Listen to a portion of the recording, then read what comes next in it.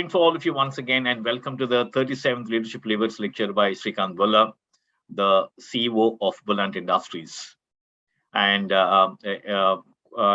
little sorry for the little delay there. I think we're just trying to fix some technical glitch, but now that we are good to go, and it's absolutely great and inspiring evening, I'm sure, for all of us. I'm sure over the next 1 hour you'll get to see and hear one of the finest gentlemen, one of the gentlemen who has inspired lakhs of people, and not just in India but across the world, and that is Srikanth Bolla.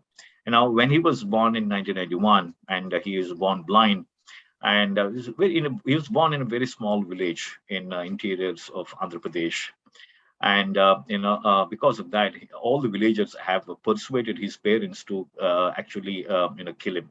I mean, that's the exact word. I'm sorry to use that, but that's what they did.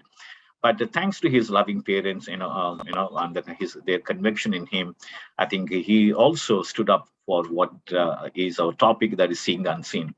I think at a very engaged, he saw the unobvious, or what is not to be seen by everyone. And then he, even to give his 10th class examination, it was a tough fight, but nevertheless he fought it. And he filed a suit against the state government, requesting them to allow him to write the examinations. And finally, they allowed him. So he wrote 10th class examinations, also 12th class examination. And he badly wanted in science, by the way. And they allowed him to write the examination. And he got very high marks, so much so that he topped the district, he topped the class and all that. And when he was not allowed to write or sit for the examinations, or the coaching examination for IIT, because he badly wanted to go to IIT, and that was his dream. But because he was not allowed to sit even for the coaching centers, that we have it in Andhra Pradesh and Telangana here. And that's when he applied for foreign universities, and then he got admission to many Ivy League schools. But then MIT has, is the one that he has finally chosen, MIT School of Management, and that's where he became the first ever international visually impaired graduating student from MIT Sloan School of Management, and he has amazingly great stories to tell. But just to give you a glimpse of what he has achieved as well, he's just about 32, but then he's a phenomenally successful and most importantly inspiring gentleman. I think the best thing that I can tell you is that he's the one person that is truly inspired by Dr. Kalam himself. While Abdul Kalam is the inspiration for scores of people, crores of people across the globe, but Dr. Kalam himself is inspired by Srikanth Bolla. I think that says it all, right? And he had the pleasure of working with him, even in the presidential palace and the president house, and then he worked with him very closely on various projects. And in 2005, he became the youth leader in the Lead India movement, or right, the one that is started by Dr. Kalam himself. And in November 2021, he became the Vice President of Operations and member of Board of Trustees for Lead India Foundation. And in 2011, he co-founded the Samanvay Center for Children with Multiple Disabilities, on behalf of which he and that foundation has helped lakhs of people with physical disabilities to come out of that, at least mentally, and therefore they could find a way for themselves. And he has designed and implemented Braille library in Hyderabad with support from the Legatom Center in MIT. In 2012 is when he started his current company, that is Bollant Industries, which is absolutely zero waste company, and it's an eco-friendly paper packaging product manufacturing company. And this started with just about 10 lakhs of rupees, and as of today, it is clocking in more than 100 crores per a year. And he's and with almost about, I think, 500 plus crores valuation. And Srikanth's dream is to make it a unicorn by 2025, and let all of us, like everybody else out there, wish him that he reaches there so that he can help even more number of people. And he has got several awards. I don't want to take too much of time from him and between you and him, but just to give you an idea about the kind of awards, I think phenomenally number of awards that he has received. And the best ones happen to be when Forbes Asia has announced, the 30 under Asia in Emerging Entrepreneurs list. He was named as one of the 30 under 30 in Southeast Asia as well as emerging entrepreneurs is concerned. And he was also rated and voted as or awarded as the emerging entrepreneur by CIA in 2016. And like I said, several awards from several state governments as well as many foreign governments. And he's gifted. Is absolutely outside this one. I think he's also gifted cricketer and a baseball player and also a swimmer, absolutely great swimmer. So much so that there's a personal story to in this photo. And one of the, while he was playing in the United States, while he was a student at MIT, and somebody clicked the wonderful photo, and they put that photo out, and that became I think it's a wonderful. Of course, it's a little personal story, but then with your permission, Srikanth, I think I should tell you because that is leading up to the next interesting phase of his life right now. And that is that it's from 2016 onwards. I think some wonderful lady who's a MBBS doctor, she happened to see that photo in Facebook, and that became I think one of the most interesting I think courtship stories. And they were in the courtship for almost 6 years, and this year April 2022 is when they got married, and his beloved wife name is Swati, and she's a doctor, qualified doctor. And inspired by all that, I think the T series has come forward. The Bhushan Kumar and his team has come forward to do a biopic. As we are talking, that biopic is underway, and that is going to be led by Rajkumar Rao and Nidhi Parmar Hiranandani, and it's going to be directed by Tushar Hiranandani. Penned by two very top class, the writers of Bollywood industry.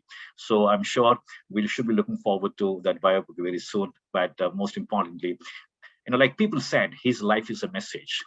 And then we don't have any other reason than to hear that message from himself directly. Over to you, Srikanth. Thank you so much, Dr. Nagendra. I think it's too long a bio to handle. So having a short and sweet bio would have made more difference. But thank you so much for all your support, blessings, and appreciation. So I hope I am clear and audible to everyone on this webinar. Yes, Srikanth, absolutely loud and clear. Okay. Thank you so much. Indeed, it's my pleasure to interact with the best minds of the industry, top leaders, and the innovators who would want to change things for all of us. So it's indeed an honor to address this distinguished group of gathering and change makers. So like each one of us, I am also a leader because I was not born leader, but I'm made leader by the destiny. So you see, entrepreneurship is like a spiritual journey. Ultimately, it is a very lonely path. It is so lonely because most people do not understand why do we want to work so hard, take huge risks, and put ourselves through a roller coaster. In fact, even today, after all these achievements, after all the career, even if you ask my father, what do you want Srikanth to do? I would be happy if he gets married to a pretty girl and get a government job. You know how it is like. The thought of working for someone else, let alone for the government, fills me with total revulsion.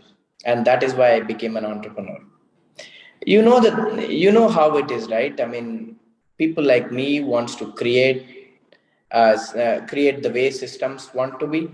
So I'm such a rebel that no one would employ me, including Dr. Nagendra, I guess. So that is why I have no option but to become an entrepreneur out of need, out of choice, out of passion, and out of everything.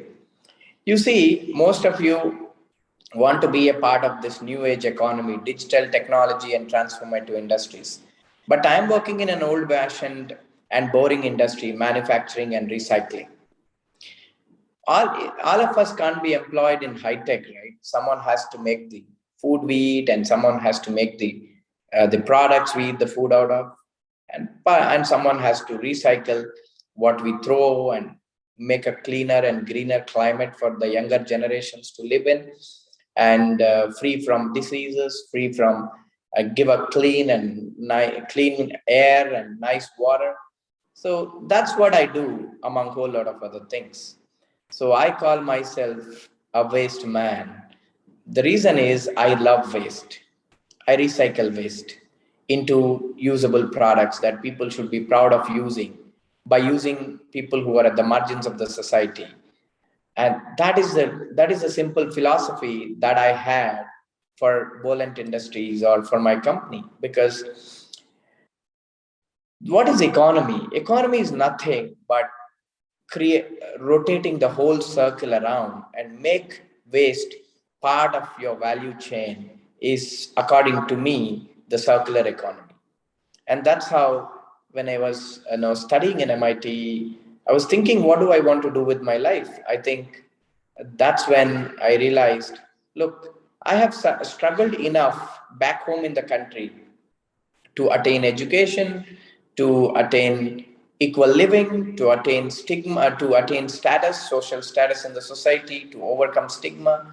So why don't I go back and help the world to come onto a right track? Because every people often ask this question to me: Why did you come back from the US? And because you could have settled there, because for people with blindness and other challenges, other disabilities, life there is absolutely simpler, systematic, and fruitful as well. But so I can understand, right? It's a completely a valid question that people ask. If you see how politicians spend their time in the US or in other Western world, they're busy debating whether our planet is 4 billion years old or 7,000 years old, or what point of photos becomes a human being. I am pretty sure it might be luxurious to debate on such things, right? But here in this part of the world, in India, we are struggling hard to provide skills for the 90+% of Indians who are employed in low-end jobs are not even employed. Or we are trying to stop people from using roadside as a toilet, or how to stop poor people's having their meager subsidy money stolen by the politicians. We have big problems to solve, and it is my generation and our generation that needs to solve them. And this is simply why I came back home and became an entrepreneur. This is not to say that my life was a cakewalk. Of course, it was not. But before I get there, you see, India will grow at 8% for the next 25 years. And if you see all that, I assume all that growth is in our cities. Our cities will grow about 15% in terms of GDP. That means it's just easy to make money just showing up or starting any business. Of course, as long as you are willing to tackle the bureaucrats or bureaucratic hassles for that matter. And we as entrepreneurs have to be resilient in doing so. We as leaders have to do it. And in my life, I completely believe exposure, our personal experiences and hardships often shape our journey in life and in entrepreneurship. This is why I was determined not to be a financial burden on my family from a very young age. This makes me to this makes me to come up with an interesting story of an interesting couple from South India who does not have education, who does not have car or pension or a scooter, yet their life is happy, meaningful with their family and friends, along with their community members and relatives, until I came along. Right? The birth of a child, that to a male child in South India, is the happiest occasion for every family, because we male children are known to be a breadwinners and lineage takeovers, carrier forwarders for the old age parents. But when I was born in 1991, when my community did not even see electricity, but I was born with both the eyes closed. So at that point of time, maybe now that I think, the term apple in the eye might have meant not much for my parents, I guess, because neither they have seen an apple in South India, nor they have seen a baby with both the eyes closed. And this was absolute shocker and devastation for my own parents, who does not have lokagnanam, or what so-called you call wisdom, or even education. So they were in absolute despair and shock, and everybody started telling my parents, maybe you could have done sin in the last generation. Maybe you must have done some papam, some bad deeds. Maybe you must have done something wrong. So why don't you just get rid of this baby and no, move on? I think your age is more, and you will get more kids. These are the comments my mother heard the moment she became to life. And she was absolutely shocked and said, look, we got this baby as a gift from the God, and we will give him absolutely everything possible. As long as we are alive, we would bathe him, we would clothe him up, we would dress him up, and make him sit so that at least he can identify when the street dog walks into the home, even if it is not, if he is not helpful for any other thing else. That was the inspiration, right? I mean, look, your parents at least thinking that you could at least block the street dogs from entering the home by hearing the noise, even if you are not helpful for anything else. That's the first inspiration that I've gotten for my own life. Many people ask me, what keeps you going? These kind of events keeps me going every day, in spite of all odds, in spite of failures. Of course, I'll come back to the failures and handling that in a moment, but about the story. So all this happened, and then my parents gave me everything that they really meant when I was born, and brought me up against all odds. This is where I have learned my first lesson in my life, that compassion is not there anywhere. It's in the heart. Compassion is what is richness. It's not the money and it's not the wealth in this world. You leaders and CEOs and CFOs and maybe the owners of the companies must be making billions and millions of rupees. But my dear friends, please understand, having compassion at heart is actually is actually what makes you richer as a person. Because you as a leader, once you show compassion on 10 people around you or in your small team, that's when you will become rich at heart, and that's when you will actually become rich in terms of money also, because your team, your company, your staff, your community, everybody will work much better in order to make you successful, in order to make you rich. Because we as leaders are not born leaders, we are made leaders by the sweat and hard work of millions and of people, or hundreds or tens of people. And this is exactly what my role model, Dr. Abdul Kalam, always says. If you fail, take it for yourself. If you succeed, give it to your team.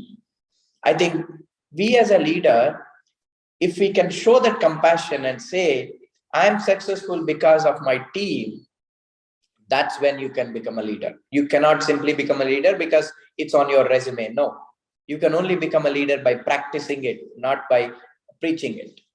You can only become a leader when you actually practice it. And I even today, I meet with my staff every week and tell them, now it's time for you guys to poke me. What mistakes have I done over this week? What do you think went wrong? What do you think I should correct? And if we do this black backdoor sessions, so that I can understand my own problems, and that's when they respect me more, and that's when I becomes a stronger and stronger leader every day. So it is from my own parents who have shown me education has nothing to do become a leader to education or wisdom or all the knowledge doesn't make you a leader. It is the deeds that you do, it is the actions that you take, and it is the thought process you apply is what makes you a leader. This is what my parents taught me. And ever since then, I worked so hard for 2 years, crossing muddy puddles, walking, with on the village roads without the privilege of eyesight to get to a convent school near my home for a couple of kilometers. You know, what would you expect after you do a long trek and then you would get exhausted, you go there, and then after you go there, what would you expect? Even as a leader or as an employee, after taking a long struggle at home and walking, getting to your office, you would expect a nice warm smile from your secretaries or from your team members, from your colleagues. Same thing. But that I was not fortunate to have that greeting from my classmates. So the moment I get there, oh, this blind fellow came to the play. That's the feeling that all the classmates had. So they made me sit in the last bench, um, because they thought I would be fit for nothing. So I sat in the last bench for 2 years, wallowed in my loneliness. Maybe that I think now, maybe Lord Gautam Buddha must have had similar experience in Lumbini before he got enlightened. You know, it was after 2 years, but my father finally decided that I should go to a school of my special school so that I could be with kids of my own kind. That was when my liberation began, because he thought I would become useless going to a field with or going to convent school. So, and thought that whatever community members thought would become true. So this means I did not fit in the lean business model that my father had in agriculture. So so that is why I moved to Hyderabad at the age of 8. It was not. It was a big. It was when I came to Hyderabad, I began to see what was possible. But this is not to say that a transition is easy for an 8-year-old kid away from the first time from his own parents. Of course, it was. It was absolutely challenging, but the stakes were higher. This was the first time I realized if I'm going to work hard, I might as well aim as high as possible. And you see, a person working in a quarry from morning to evening works definitely harder than any of us in this room, right? But her productivity is not enough to build something meaningful, or let alone, I mean, to make something meaningful, or let alone build something meaningful for her. This is why I tell you exposure at the right age is the most important. But what you do with that exposure depends on your hard work and talent. But without exposure, all your talent in this world won't take you beyond breaking stones by hand all day. You know, the setbacks I had in my life actually enabled me to gain more exposure. Whenever someone said no to me, I would go over his head to proceed to the next level. And this is the secret of success. The definition of success is nothing but seeing yes wherever you look. You see, the ground level is always filled with naysayers. But as you grow higher, you see people who anything is possible, who can do anything can. And this is the success. You know, we do things very differently. When I started my company in 2012 and until Bollywood gave me a couple of years ago, my salary was about 8,000 rupees a month. That was less than $120. I mean, $120.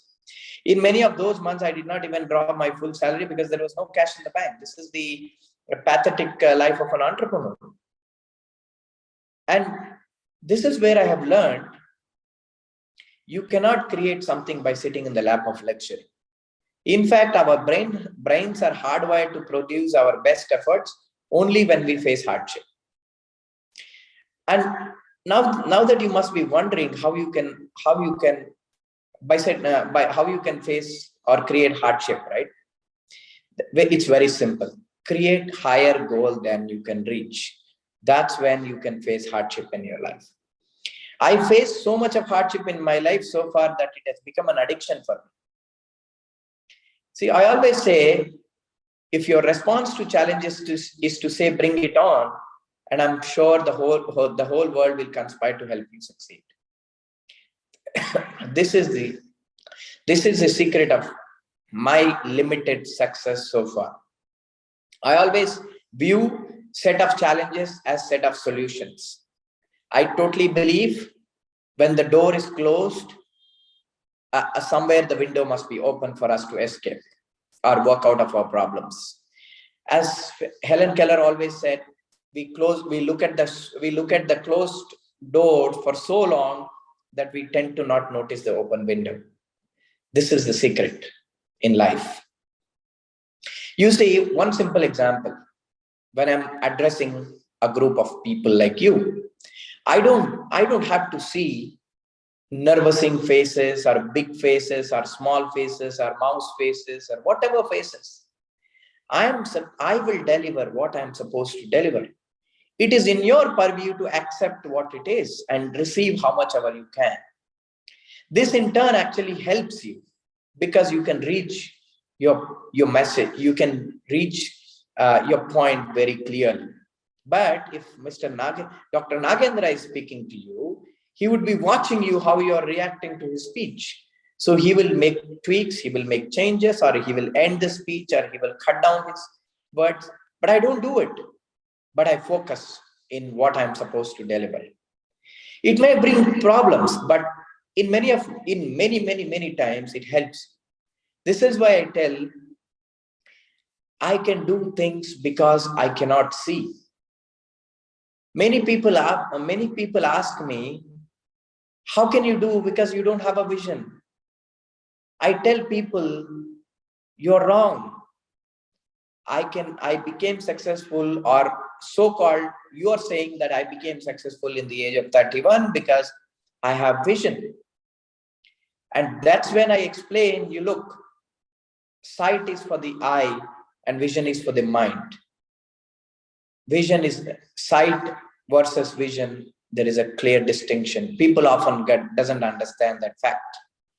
People think not having sight is not having vision. Vision and sight are often mistaken, but that's not true. I am visually impaired, but not vision impaired. I am sightless, but not visionless. I have the biggest vision to reach the biggest milestones in life, that my eyesight doesn't matter. I can think beyond you can because I cannot see. This is an interesting, right? I mean, one of the meetings, I have asked my staff, was what, how does you and me differentiate? You are working and I am working. How I should be different than you? One team member told me, sir, your thinking starts when our thinking ends. That's the difference between you and we. We are not the same. We could be same because we are human beings, but we are not same in our professions because we stop thinking and you will start thinking from right there. That is the gift that you will get as a leader from your team and from your colleagues and from your people, because we as leaders have to start thinking beyond our human eye can see, beyond our staff can see. And this is exactly what helps me because I anyway don't see. I will create an ecosystem that is comfortable for me. If that is comfortable for me, it is comfortable for everyone. When I went to when I took a tour, when I took some guests to my factory one day, and my paper machine was running. I went and touched a paper rolling on the machine, a hard paper rolling on the machine, and I took a piece of paper because I felt the thickness is more. And I called my operator and say, boss, you're not watching the profile because the thickness is more than what you're supposed to produce. He said, no, sir, it's the same. The guest with me was already began startling, thinking why this fellow who cannot see anything went onto a machine, picked the paper, cut the small piece, and asking all these things to an operator. Then an operator began to argue with me, no, everything is same. Thickness is fine. I told him, I will challenge. You go, put it on a GSM machine, calculate check for the thickness. He went and took the same piece of paper. Instead of the paper being 75 GSM, it was 87. Then that guy came and told me it is 87. It's my mistake. I will go and adjust the flow of pulp from onto the machine. He was absolutely shocked and asked, "How can you even tell by feel and touch?" I told him, best things in the world cannot be seen. It can only be felt or touched. Because I'm so passionate on whatever I do, I can see everything. I can touch and feel everything and see it. My eyes are my hands. That doesn't mean people who does not have eyes will have extraordinary talents. No, that is not wrong. That is not right. Many people ask me this question, because you don't see well, your other sensory organs will function better. No, it is absolutely same, but the way you focus, the way you control your mind, the way you try to see things with your hands, the way you try to hear things in a most sensitive manner because you don't see, I think that is what makes all the difference. If you have a pretty girl in the conference, you keep watching at her, but I don't, because I have less diversions. Maybe maybe that is what may helps, but other than that, I think we as the leaders need to focus ourselves. The message is our purity of mind and clarity of thought is what we should apply in every day, in whatever we perceive. See, as a leader, because I tried to do something good for other people, I became a leader. I totally believe in my life. The second lesson I believed, I always strongly believe is, when you do something good for others, you would be the first beneficiary. When I started my company, I got my first employment. So I was the first beneficiary. When I grow my company, my shareholding grows. When I'm growing my investor wealth, my wealth grows better than my investors. In this proves that whatever you do, you would be the first, whatever good you try to do, you would be the first beneficiary. And when I was studying in the school, when everybody was teasing me, when I tried to overcome the stigma and struggles, that is when I felt that I was the absolute poorest of the poor child in this world. Because not that not that I had lunchbox to eat, but because I was made poor by the perceptions of the people. That is when I realized, and someday I'm going to fight against this poverty of loneliness and make people happy and make people richer. This is why I tell you, poverty is not lack of money, it is the loneliness.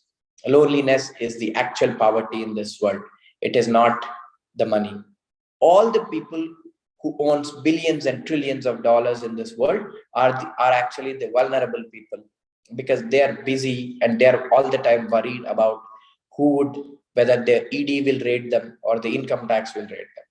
But for me, people like me who owns nothing, I don't care ED rates, income tax rates, because I have nothing in my hands. I say I have it.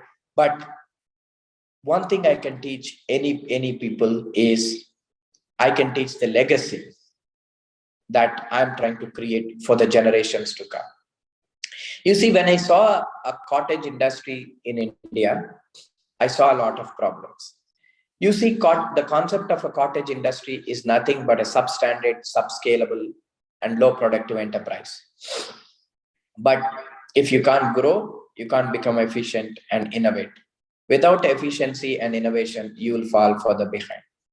This particular philosophy drove me to start my business in paper plate segment in India, which is the untouched segment by any corporates or any big companies. It was heavily fragmented, seasonal, occupied with self-help groups, mom and pop units, and women particularly. But the same concept, when I apply in the US, when I used to drink coffee, I used to drink out of a good quality paper cup. When I used to eat, I used to eat from a good quality paper plate. When I used to wipe my hands, I used to wipe with a good quality tissue. And I used to wonder, who made these products? Who made all these products? Why these kind of quality products are not there in India? That's when I realized Dixie and Solo occupies 97% of the paper product space in the Western world. And that particular vision brought me to India and said, I want to build the Dixie of India or Solo of India in the name of Bollant brand. That's what made me to start my company in this particular segment. And I learned the cost of capital for all these players is close to 50% per annum. And if we could bring that capital to 15%, that would supercharge your growth. And that is why we convinced world to give us cheap capital. And other than this, we are purely a commercial enterprise. See, we brought fundamentals to this cottage industry. More importantly, doing it the clean way, meeting all our tax obligations in full. And this is the secret of success with our company so far. We create world-class products that people should be proud of using by using waste and by using people who are at the margins of the society, as I said before. From all the way from paper plate to a paper manufacturing, to a paper designing, to a conceptualization, to a pharma waste treatment, to to a ash treatment, to much more. The journey since last 10 years had been incredible. But this is not to tell you that we have not faced any challenges. No, as I said, my DNA is to tackle challenges. I have been facing challenges from day one. Like Zomato's and Swiggy's, we are not funded. They get billions and trillions of dollars out of valuations. I don't know where those valuations come out of. But we as manufacturing companies are not funded that way. And banks want net profits. And I'm not building a cosmetic books to show profit because I'm building a high growth company. How can I get profits from day one? Yet we have been managing ourselves by growth and by scaling. Growth and scale is actually what enabled me to grow and innovate in different sectors of this industry. I design products out of waste. That is my concept. When everybody was making paper using old Amazon cartons and fresh cartons and your office sorted waste, I began manufacturing brown craft paper out of municipal waste. When everybody was buying chemicals to make paper, I designed and started manufacturing sizing chemicals and inorganic chemicals out of treating pharma waste. And when everybody was selling ash to brick industry or anybody or giving it away for free, I started extracting minerals out of my boiler ash. When everybody is throwing plastic, I designed and extracted oil out of my plastic that I generate out of manufacturing process in paper making. This is the difference between me and you.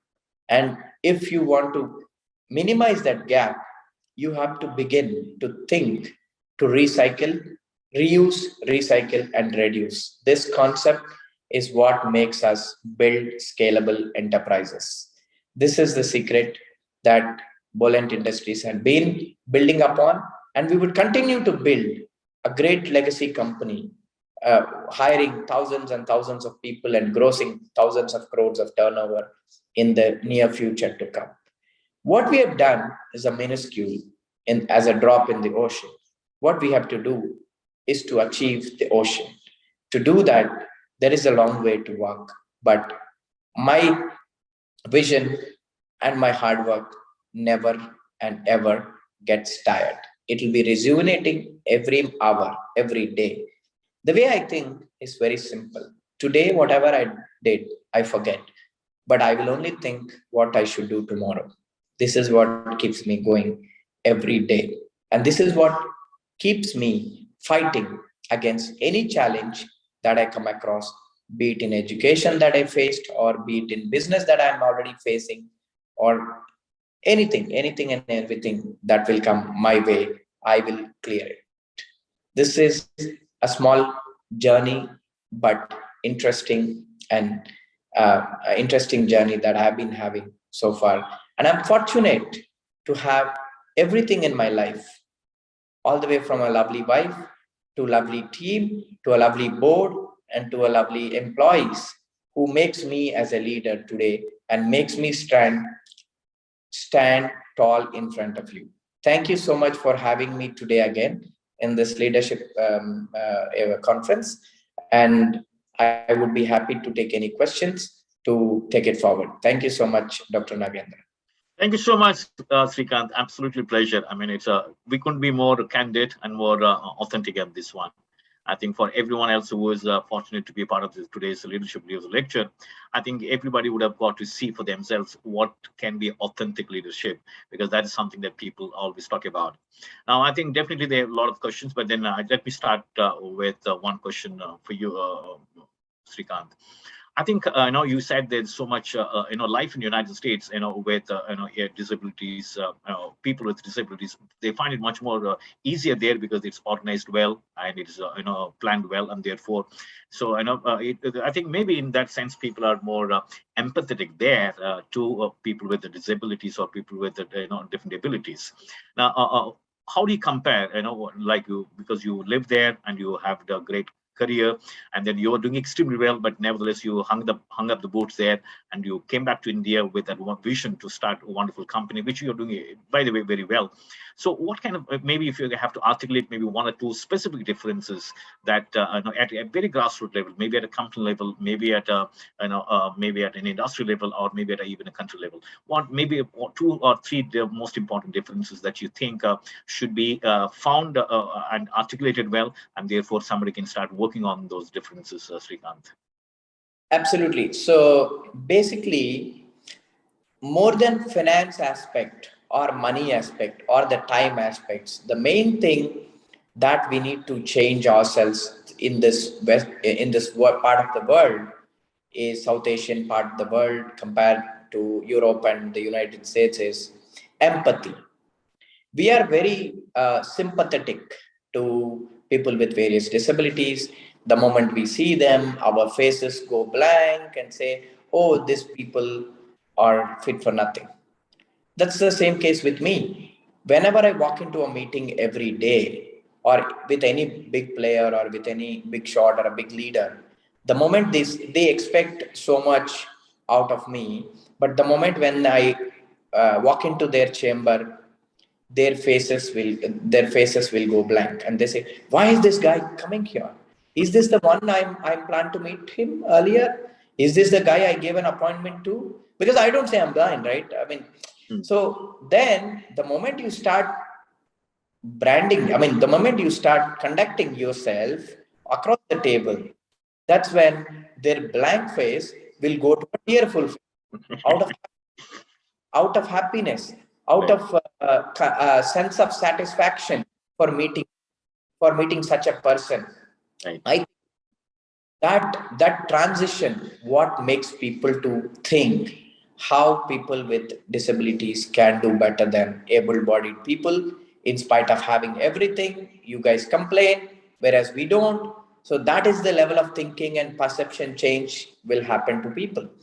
The other day, I was talking to a top head of IGL, Indian Glycols and guy, and then that guy was for some chemical and things like that, and we were having a discussion. I said, I wish my son is in this meeting because he keeps he keeps watching Netflix, playing playing games, but you on the other side of his age has has done so much.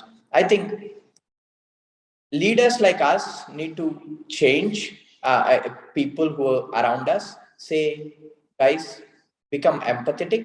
It doesn't involve any cost. Become sensitive to various groups of people. It doesn't involve any cost, but it will create unbelievable, undefinable impact. One simple example is Apple. Before Apple made their iPhones and integrated voiceover as one of their mainstream feature in their settings, you can, but until that period, nobody have ever thought of people with visual impairment. There are about there are more than 10 crore population across the globe who are prohibited from using phones or not to their full are limited to just dialing the phone call. They were not exposed to use the full potential of the smartphone until Apple brought out the feature called voiceover on their phones as a core responsibility, not as an added application or app or anything. as a mainstream feature. That is what made all the difference. All the mobile companies followed, all the computer companies followed, all the desktop companies followed. Right. Absolutely. That that's the level of thinking, right? I mean, it didn't cost anything for Apple, but the amount of business it gave to Apple is in multi-billion dollars, because everybody, including me, started using iPhone since 2009, 2005. Even in their iPod Touch, they have integrated this feature called VoiceOver, which which whatever you touch, it will translate to a voice. I think Steve Jobs or his team had simply thought about how to integrate this particular group of people into mainstreaming. That is what made all the difference. Rather than starting 10 blind schools, start integrated schools, integrate them to a mainstreaming. Unlike me, we were not exposed to outside world until I came to my 11th and 12th grade. If you're not exposed, you don't know how the outside world looks like. From a policy making, you have to have people who live this life to make a policy, or at least advise the ministers or the policy makers, because here in India, policymakers have no knowledge of blind people, absolutely no knowledge of physically impaired people, no knowledge of hearing impaired, or speech challenged, no knowledge. Yet they make policies which benefits no one. They show in the budgets that we are spending thousands and thousands of crores for social welfare. To whom it is benefiting? To which problem in the grassroots it is addressing? No one knows. They don't know even rather.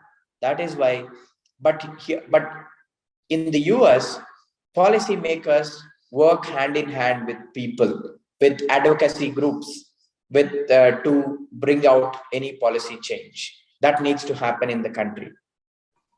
From the corporate side, we, rather than simply shying away from recruiting people with various disabilities, we should go that extra mile to recruit people with various needs, special needs. Give them that piece of accessibility feature in your own companies. I am pretty sure, and I guarantee you, they will outperform every employee or a worker that you have in your institutions.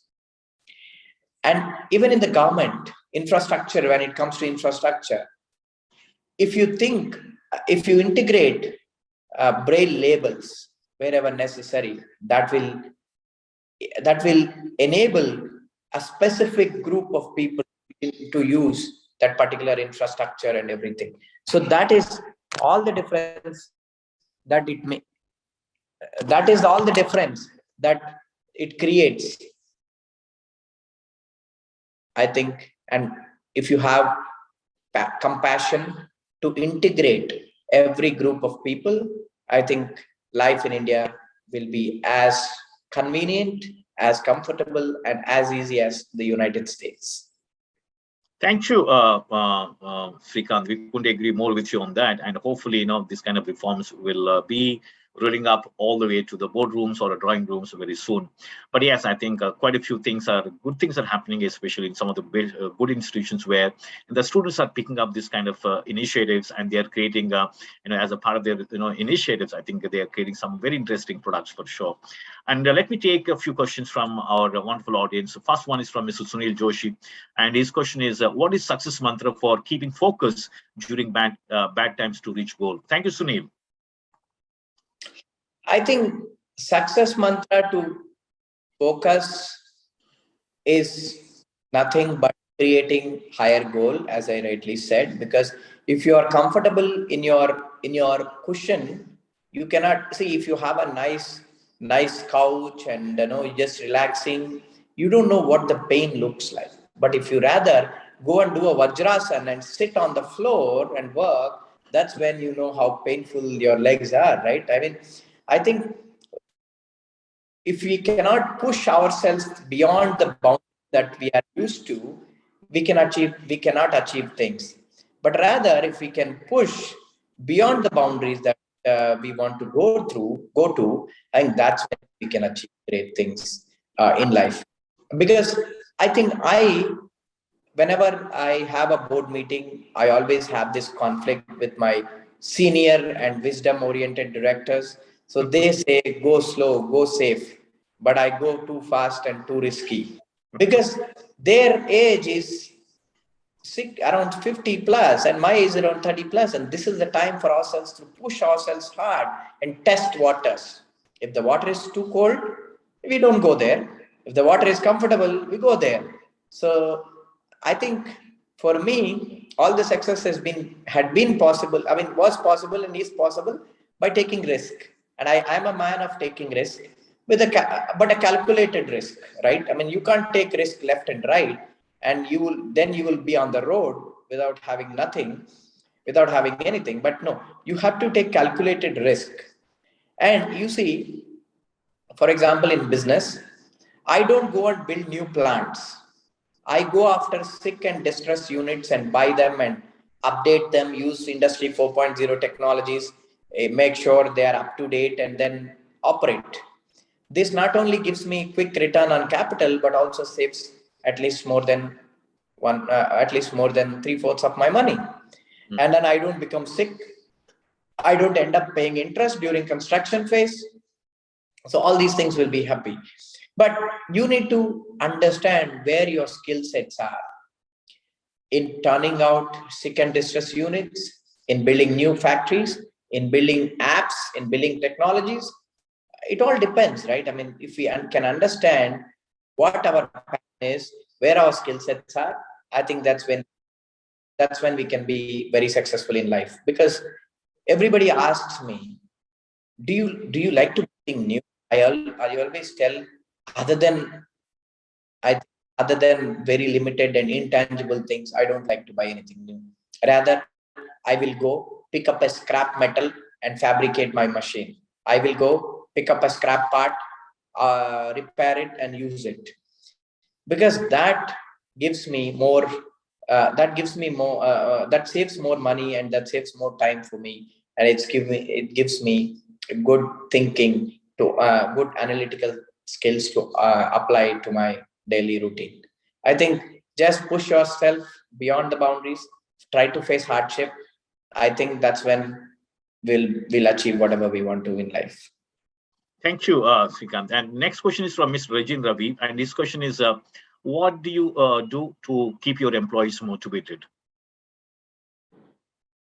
I think I'm very close to them.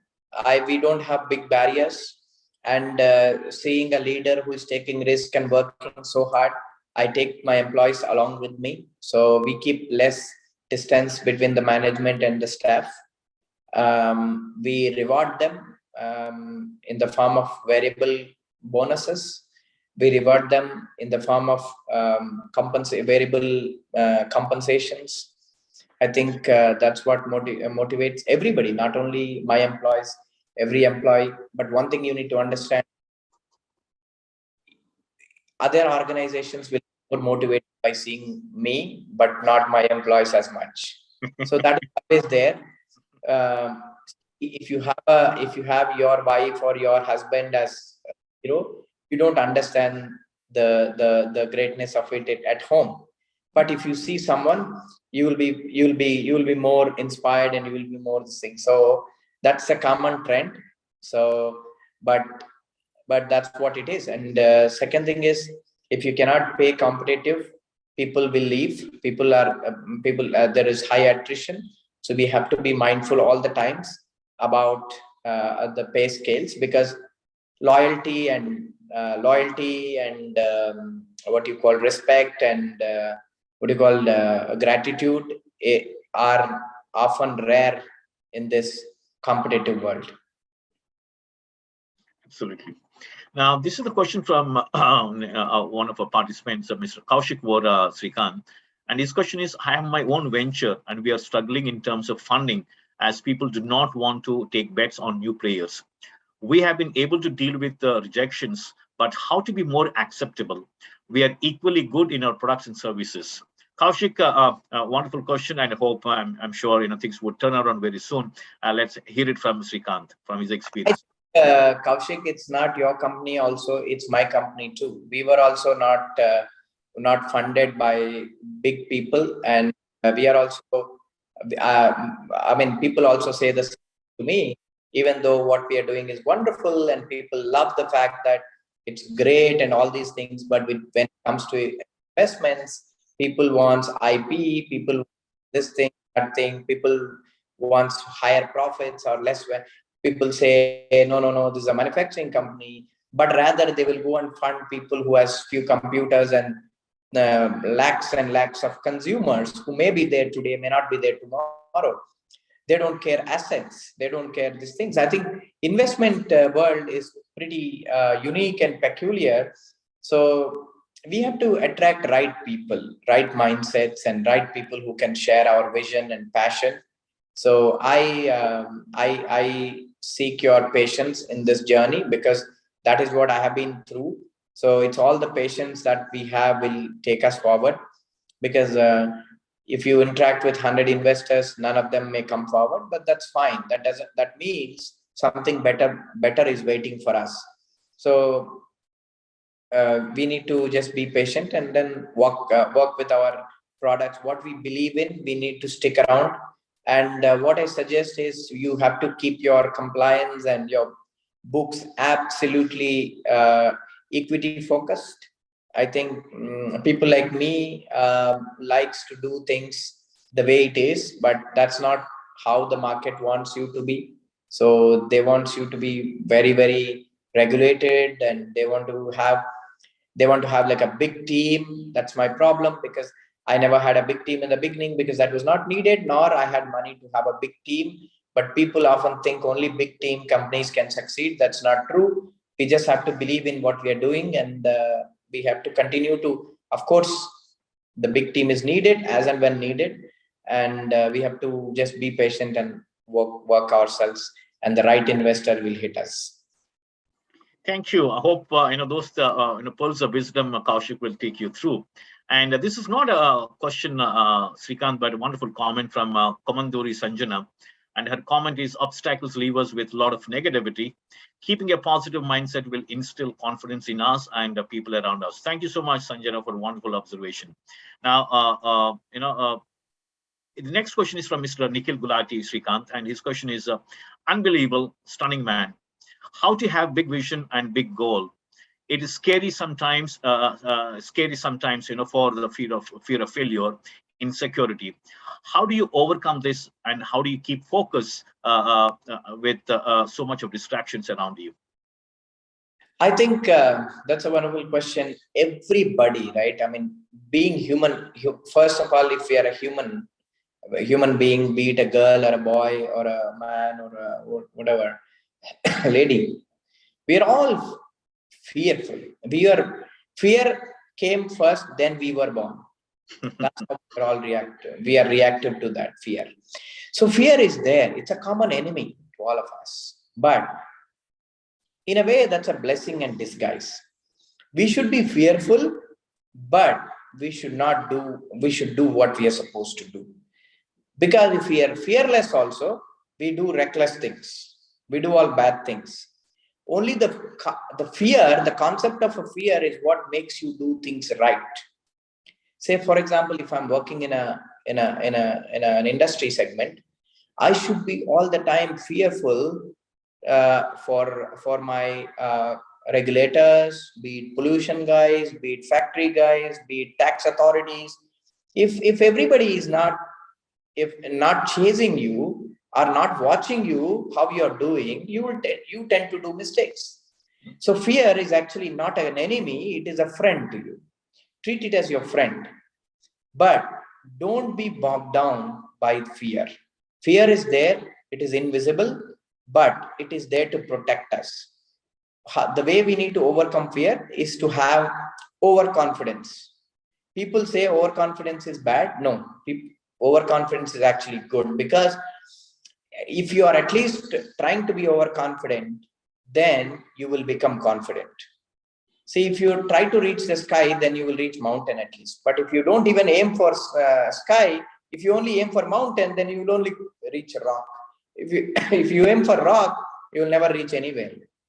So if you are overconfident and over optimistic, of course it brings its own challenges, but you will be successful in some way. So I'm always optimistic. People tell me, "Arey yaar, you start new projects without any money in the hand, thinking that banks will fund or investors will fund. Nobody funds. You're putting company at great risk." That is true, but if you don't do, how do you even know that? So you need to basically take calculated risks, and if one works, one may not. So if 80% of your decisions are working, you are on a good road, just keep walking. But if you are at a junction, waiting to take which turn you want to, somebody else from behind will come and hit you. That's the life. You have to take calculated risk and move in the junction, which way you want to move. So that is why I'm saying accept fear, accept failure, because without failure, you cannot achieve anything.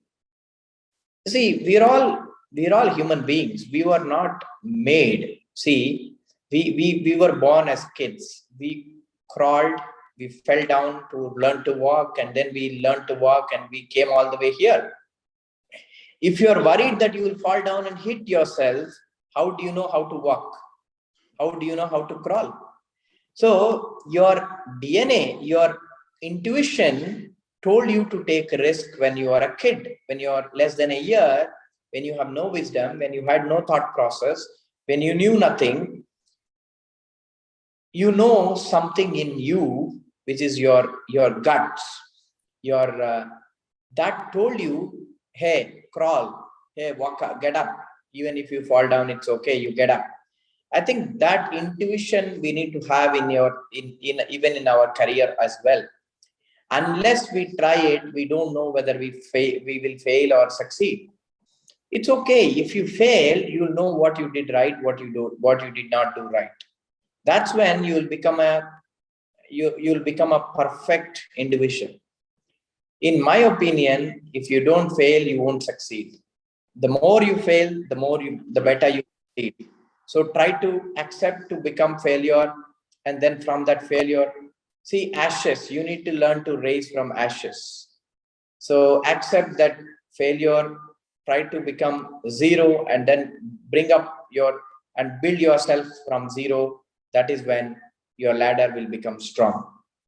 See, when we were swimming, my coach asked all of us to get ready for a dive test in the US. All of us were on the skateboard, dive board, and then he asked us who would want to go first. Everybody is looking at deep waters down. Everybody is afraid. I don't see the depth in front of me. I said, I'll go first. I went. I went first successfully. So if I'm worried like everybody else, even I would be back, taking a step back, but I'm not. Let's hit the road and see what comes on our way. Let's walk through and let's succeed. This is simple philosophy. Thank you, Srikanth. Well said it. And this is the last question for today for you, Srikanth. This is from Minali Gajar. And our question is, what are the 3 steps we should follow as leaders to achieve goals and face challenges? Thank you, Minali. 6 steps, is it? 3 steps, Srikanth. 3 steps we should follow as leader to achieve goals and face challenges. I think this is a great question because it sums up the whole thing that I said today. try to show compassion and make people rich. Try to remove the loneliness of poverty among people. Do good for others and it will benefit you. And this is nothing but a successful leader is. Thank you so much, Srikanth. I think we have come to the end of today's session. It's an absolute pleasure hosting you and listen to your wonderful message and great story. I think it's now behind everything that you said.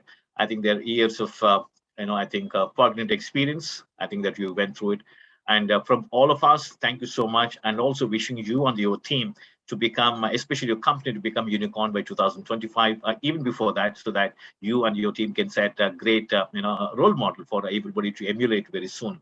And from hopefully we are going to see your biopic very soon for sure. Everybody in this team and in the extended team also, and like everybody else must be watching to watch that movie and waiting to watch that movie. So from all of us, once again, thank you so much, Srikanth, and hopefully we're going to host you for a few more sessions just to ensure that not just the entrepreneur part of it. I think it's also in terms of the governance, because what you said very categorically quite often is that while you are afraid of taking risk or not afraid of taking risk, either way, I think you are also equally afraid of or fearful of doing a wrong thing or being on the wrong side of the law of the land. I think that's what makes you and your company very different, along with a lot of other differentiating factors. Srikanth, thank you so much once again, and thank you all of you for being a wonderful audience as always. And look forward to hosting you again for 30 years leadership levels next week with an amazing topic on behavior, human behavior, and that is from one of the finest gentlemen in the world, and definitely in India, especially in behavioral economics. Right, thank you so much, Srikanth, once again. Convey all of our regards and best wishes to you. I mean, to your employees, your board members, and definitely your lovely wife as well. Thank you so much. It's an indeed absolute pleasure and all the best. Thanks. Thank you so much, Srikanth. Thank you so much. Thanks.